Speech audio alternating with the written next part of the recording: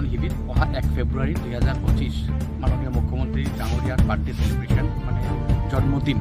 আমি মানে ইতিহাস কৰিবৰ বাবে বা চিৰস্মৰণীয় কৰিবৰ বাবে আমি ইনিচিয়েটিভ লৈছোঁ তেজৰ শিবিৰ ৰক্তদান শিবিৰ আৰু এই শিবিৰত আগভাগ ল'ব বিটিআৰৰ প্ৰত্যেকটা জিলাৰ যুৱক যুৱতীসকল ফকিৰাগ্ৰাম কোকৰাঝাৰ জিলাৰ পুৰণি বজাৰত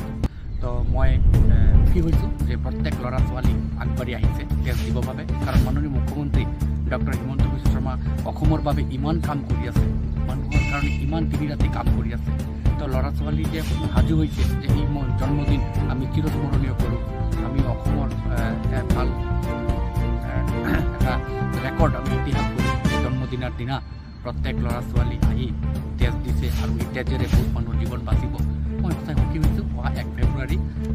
বহুত হাজাৰ হাজাৰ ল'ৰা ছোৱালী ইয়াতে আহিব তেজ দিব আৰু তেজ দি পেলাই বহুত মানুহৰ জীৱন বচাব এইটোৰ কাৰণে মই বহুত সুখী আৰু আশা ৰাখিছোঁ সেইদিনা অভিলেখ কৰিব পাৰিম।